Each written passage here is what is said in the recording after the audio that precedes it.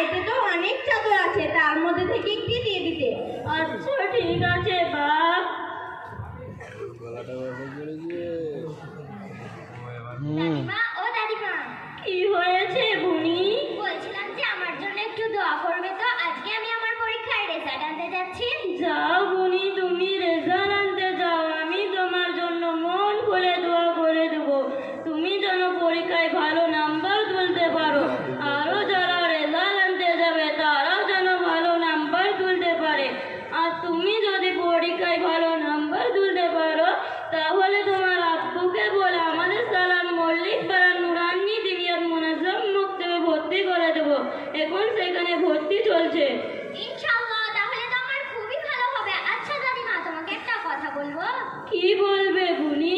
বলছিলাম যে তুমি তো কোনোদিনও আমার সঙ্গে এরকম ভাবে কথা বলো না, আজকে কেন এরকম ভাবে কথা বলছো?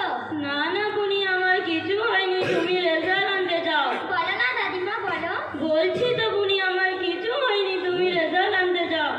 আমি বুঝতে পেরেছি, নিশ্চয়ই আমার আম্মি তোমাকে কিছু বলেছে। আমি এখনই গিয়ে আম্মির ব্যবস্থা করছি। না না বুনি, আবার গিয়ে তোমার আম্মিকে জানো বলো না। তোমাকে অত চিন্তা করতে হবে না। আম্মি, তুমি দাদিমাকে কি বলেছো? দাদিমা তো কোনোদিনও আমার সঙ্গে এরকম ভাবে কথা বলে না, আজকে কেন এরকম ভাবে কথা বলছে? তুই এখনো স্কুলে যাসনি আর তোকে এত সব কথা নিয়ে কে মাথা ঘামাতে বলেছে? ঠাঁটি একটা মারবো। দাদি সত্যি হয়েছে, এই দাদি ফজরায় আমার বাচ্চাটা পুরো শেষ হয়ে গেল। আদরে আদরে বাদর তৈরি হচ্ছে। আব্বু আব্বু, কি হয়েছে মা? বলছিলাম কি, দাদিমা তো কোনোদিনও আমার সঙ্গে এরকম ভাবে কথা বলে না, আজকে কেন এরকম ভাবে কথা বলছে? চুপ কর চুপ কর, তোর মা আশেপাশে নেই তো? কেন আব্বু, কি হয়েছে?